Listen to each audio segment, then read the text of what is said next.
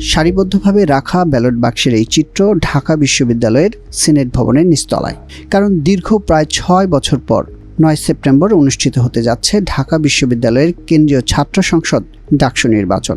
11 মাসের প্রস্তুতি, বহু মানুষের আকাঙ্ক্ষা, শিক্ষার্থীদের ব্যাপক আগ্রহ।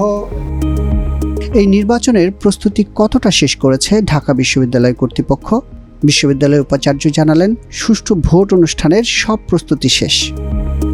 আগামীকালকে আমাদের সামনে একটি মহেন্দ্রক্ষণ ইতিহাস তৈরি করবার একটি সুযোগ। আইন শৃঙ্খলার ব্যাপারটি দেখবার জন্য আমরা বিভিন্ন পরিসরে আমাদের অংশীজনদের সাথে আলাপ করেছি। আজকেও স্বরাষ্ট্র মন্ত্রণালয়ে মাননীয় উপদেষ্টার নেতৃত্বে অপরাপর গুরুত্বপূর্ণ উপদেষ্টারাও ছিলেন, বিভিন্ন আমাদের আইন শৃঙ্খলা রক্ষাকারী বাহিনীর তারাও ছিলেন।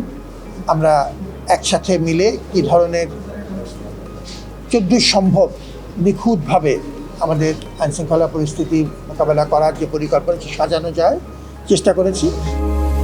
ভোটার সংখ্যা, ভোট কেন্দ্র ও ফলাফল প্রকাশের সার্বিক বিষয়ে বিস্তারিত তুলে ধরেন উপাচার্য। এবার বেশ কিছু জিনিস আমরা প্রথমবারের মতো করছি।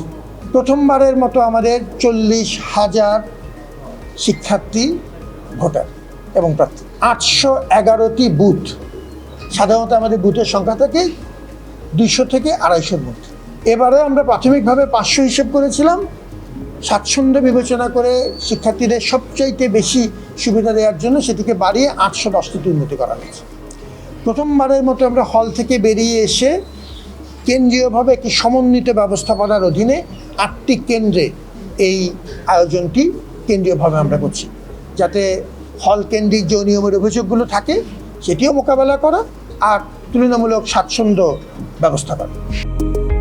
আইন শৃঙ্খলা পরিস্থিতি নিয়ে কোনো উদ্বেগ নেই মন্তব্য করে ডাবি উপাচার্য বলেন, কেউ এখানে বিশৃঙ্খলা করলে তা হবে দুরভিসন্ধিমূলক। আমাদের মধ্যে এমন কিছু হয়ে যায়নি যে আমাদের মধ্যে বড় মাপের কোনো দ্বন্দ্ব সংঘাতে জড়াতে হবে। যারা ভোটার এবং যারা প্রার্থী তারা হয় অগ্রজ অথবা অনুজ অথবা সতীর্থ।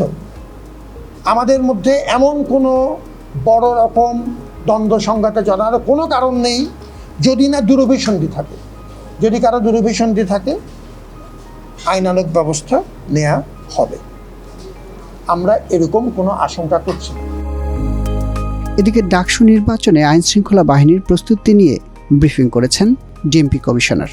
আগামীকাল যে নিরাপত্তা ব্যবস্থা চলমান আছে তার সাথে আমরা ইউনিভার্সিটি ক্যাম্পাসে প্রবেশের 8টি চেকপোস্ট চালু আছে। ভোট কেন্দ্র কেন্দ্রিক নিরাপত্তা ব্যবস্থা যথেষ্ট পরিমাণে করাইছে, আপনারা সবাই জানেন। 8টি ভোট কেন্দ্র, ফুড পেট্রোল বহাল আছে, মোবাইল পেট্রোল বহাল আছে।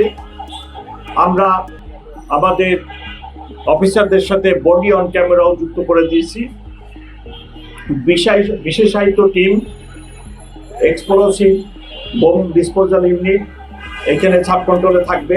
সোয়াট টিম নিয়োগ করব, ক্রাইম সিন ম্যানেজমেন্ট করব। ডাকসু নির্বাচন ঘিরে ঢাকা বিশ্ববিদ্যালয়ের ক্যাম্পাসে অস্ত্র বহনের উপর নিষেধাজ্ঞা আরোপের কথাও জানান ডিএমপি কমিশনার। আজকে রাত 8টা থেকে 11 তারিখ দুপুর 12টা পর্যন্ত যিনাদের লাইসেন্সধারী অস্ত্র আছে ওনারা এটি ক্যারি করতে পারবেন না। এবারে ডাকসু নির্বাচনে 28টি পদের বিপরীতে প্রার্থী হয়েছেন 471 জন।